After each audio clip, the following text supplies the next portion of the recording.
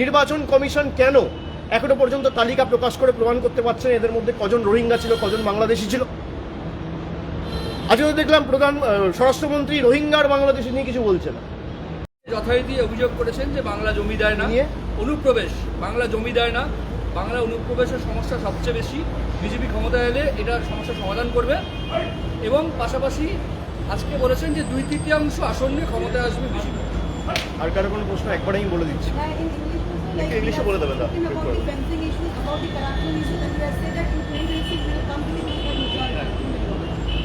আর কারো কোনো প্রশ্ন নেই?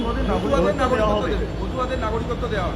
দেখুন, এই চিত্রনাট্য তো প্রায় আমরা 5 বছর ধরে দেখছি, আর একই ক্যাসেট প্রায় বাজিয়ে গেছেন। আমি জানি না উনি বেঙ্গলের পলিটিক্স কতটা ফলো করেন।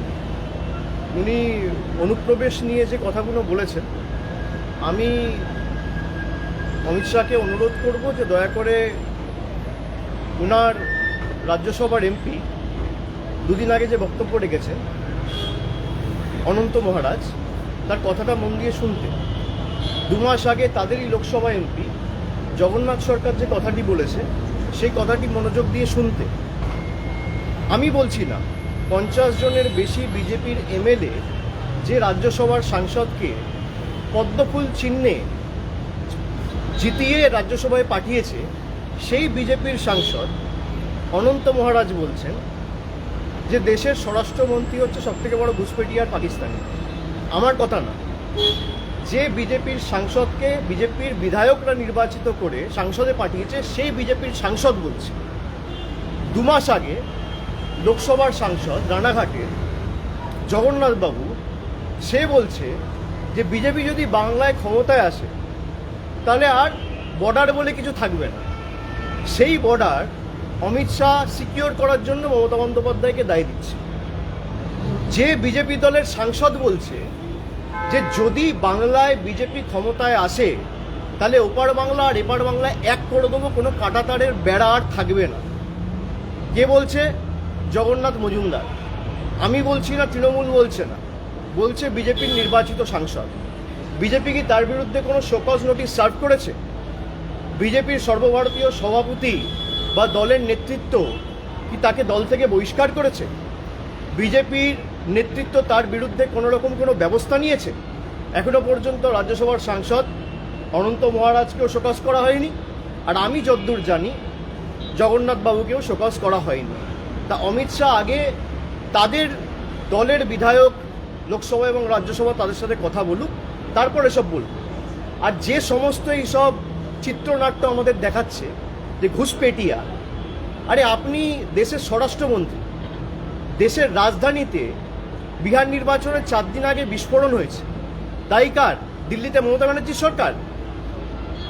জম্মু কাশ্মীরে 4 জন জঙ্গি ঢুকে 26 জনকে দিনের আলোতে গুলি করে ঝাঁঝরা করে মারল। জম্মু কাশ্মীরে পুলিশের দায়িত্বে কে রয়েছে? ইউনিয়ন মিনিস্ট্রির আন্ডারে রয়েছে পুলিশ। বর্ডারের পাহারায় কে দায়িত্বে রয়েছে? বিএসএফ। তাহলে একদিকে বিএসএফ আপনার স্বরাষ্ট্র মন্ত্রকের অধীনে, অন্যদিকে দিল্লি পুলিশ থেকে শুরু করে জম্মু কাশ্মীর পুলিশ আপনার স্বরাষ্ট্র মন্ত্রকের অধীনে।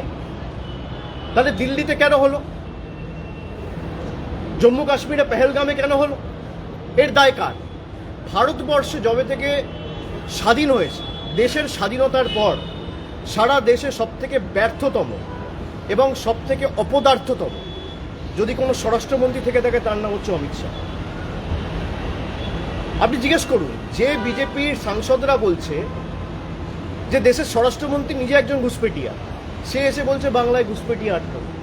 আরে বাংলায় যদি ঘুষপেটিয়া হয়ে থাকে, 11 বছর ধরে আপনার সরকার কেন্দ্রে, 6 বছর ধরে আপনি দেশের স্বরাষ্ট্রমন্ত্রী, সবার আগে আপনার রিজাইন করা উচিত। আপনি কাকে এসব বোকা বানাচ্ছেন? কাকে এসব বলে বোকা বানাচ্ছেন? আর মতুয়াদের যেভাবে ওই নাগরিকত্ব দেখিয়ে আপনারা গাজর দেখিয়েছেন, মতুয়াদের প্রতিনিধি ভারতীয় জনতা পার্টির লোকসভার সাংসদ এবং বিধায়করা বলছে যদি মতুয়ার নাম বাদ যায় বাদ যাবে। এ আবার তৃণমূল বলছে না, বিজেপির লোকেরাই বলছে। দুর্নীতি বন্ধ করার কথা বলছে, আর সব থেকে বড় দুর্নীতিবাজটাকে পাশে বসিয়ে প্রেস কনফারেন্স করছে, যাকে টিভির পর্দায় টাকা নিতে দেখা গেছে। এই হচ্ছে ভারতীয় জনতা পার্টির রাজনীতি। যারা বাংলাকে অপমানিত করেছে, উনি গুয়াহাটি থেকে বাংলায় এসছে কালকে ফ্লাইটে। আসামের মুখ্যমন্ত্রীর নাম হচ্ছে হিমন্ত বিশ্ব শর্মা। তিনি 2 মাস আগে বলেছেন যদি কেউ বাংলায় কথা বলে তাকে ধরে ডিটেনশন ক্যাম্পে নিয়ে যাও, জেলে ঢোকাও। আপনি হিমন্ত বিশ্ব শর্মার বিরুদ্ধে কি ব্যবস্থা নিয়েছেন? বাংলার ইতিহাস জানে না। রবীন্দ্রনাথ ঠাকুরকে আজকে বলেছে রবীন্দ্রনাথ সান্যাল। রবীন্দ্রনাথ ঠাকুরের জন্মস্থান জানে না। এদের নেতারা মা দুর্গার বংশ পরিচয় নিয়ে প্রশ্ন তোলে, ঈশ্বরচন্দ্র বিদ্যাসাগরের মূর্তি ভাঙে, স্বামী বিবেকানন্দকে বামপন্থী প্রোডাক্ট বলে। তাদেরকেই পাশে বসিয়ে অমিত শাহ প্রেস কনফারেন্স করে বলে সোনার বাংলা তৈরি করব। এই হচ্ছে বিজেপির প্রকৃত স্বরূপ। সুতরাং বিজেপি সম্পর্কে যত কম বলা যায় তত ভালো, গলা বিশ্রাম পাবে। গত নির্বাচনে এরা নির্বাচনের আগে পরিযায়ী পাখির মতো আসে। যখন বাংলার মানুষ 100 দিনের টাকা পায়নি, হা করে চিৎকার করেছে, তখন একদিন এসে মানুষকে রিলিফ দেয়নি। আজকে 2 মাস পর নির্বাচন, তাই হঠাৎ করে বাংলার কথা মনে পড়েছে। পরিযায়ী শ্রমিক, পরিযায়ী পাখির মতো।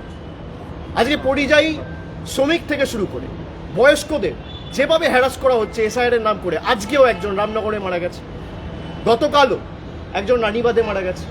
রোজ সকালে একটা করে মৃত্যু সংবাদ। কটা বিজেপির নেতা সাংসদ গেছে এই মানুষগুলোর পাশে দাঁড়াতে? যারা মারা গেছে তারা ঘুষপেটিয়া, যাদের নাম বাদ পড়েছে।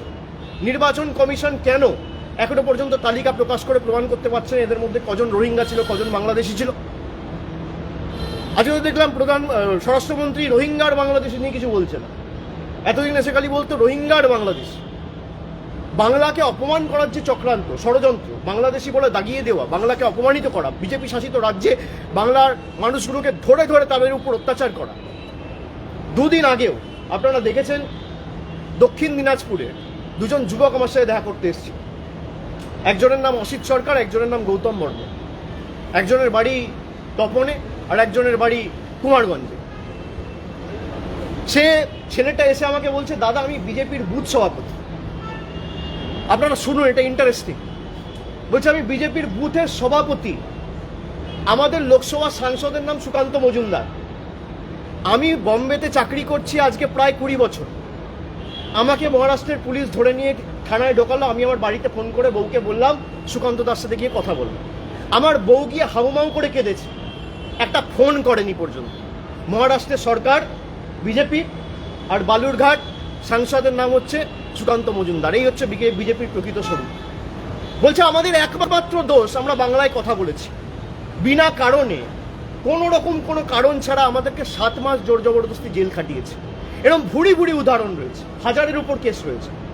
আর সব বিজেপি শাসিত রাজ্য, হয় উড়িষ্যা, নয় মধ্যপ্রদেশ, নয় ছত্তিশগড়, নয় রাজস্থান, নয় দিল্লি, নয় মহারাষ্ট্র। অমিত শাহ জবাব দেবে? আপনারা সাংবাদিকরা প্রশ্ন করেন না কেন? মিডিয়া হাউসের চাপ আছে আমি জানি, কিন্তু প্রশ্ন করতে তো অসুবিধা নেই, প্রশ্ন করুন। যে আপনি রবীন্দ্রনাথ ঠাকুরকে বলছেন রবীন্দ্রনাথ সান্যাল, প্রধানমন্ত্রী বঙ্কিমচন্দ্র চট্টোপাধ্যায়কে বলছে বঙ্কিম দা, রবীন্দ্রনাথ ঠাকুরের জন্মস্থান ছিলেন না, পঞ্চানন বর্মাকে বলছেন পঞ্চানন বর্মন। আপনারা কি বাংলা নিয়ে কাজ করবেন? আপনার বিধায়ক সাংসদরা বলছে মতুয়ার নাম বাদ গেলে যাক। আপনার লোকসভার সাংসদরা বলছে যে আমরা বর্ডার রাখবো না, আর আপনি সেই বর্ডার সিকিউর করতে চান। আপনি হোয়াইট পেপার রিলিজ করুন, কেউ তো বারণ করেনি। এরা ক্ষমতায় আসার পর নোটিফিকেশন ইস্যু করে যে বর্ডারে 2 কিলোমিটার 5 কিলোমিটার এদের ক্ষমতা ছিল সেটা বাড়িয়ে কোথাও 50 কিলোমিটার করেছে, কোথাও 80 কিলোমিটার করেছে। তারপরেও জঙ্গি হামলা হবে কেন? আর যার ব্যর্থতার কারণে জঙ্গি হামলা হচ্ছে সেই আইবি চিফ বা আইবি ডাইরেক্টর তপন ডেকাকে আপনি 1 বছরের এক্সটেনশন দেবেন কেন? তার মানে এই যে ঘটনাগুলো ঘটেছে, আপনাদের কি কোনো কম্পালশন রয়েছে? কিছু তথ্য লুকানোর চেষ্টা করছেন যে কারণে, যাদের ব্যর্থতার কারণে মানুষ মারা যাচ্ছে তাদেরকে এক্সটেনশন দিচ্ছে? আমার প্রশ্ন খালি এটুকু। আর বাকিটা আমি অনুরোধ করব, বাংলায় এসছেন, বাংলার শীত উপভোগ করুন, বাংলার রসগোল্লা খান। এমনি বাংলার মানুষ লাড্ডু দেবে 3 মাস পরে। বাংলার আলু পোস্ত ভাত খান। দিল্লির থেকে বাংলার হাওয়া ভালো, AQI ভালো। দিল্লিতে 500-র উপরে, তুলনামূলকভাবে আমাদের পরিবেশ অনেক ভালো। আপনি নিঃশ্বাস প্রশ্বাস ভালো করে বাংলায় নিন, প্রাণায়াম করুন।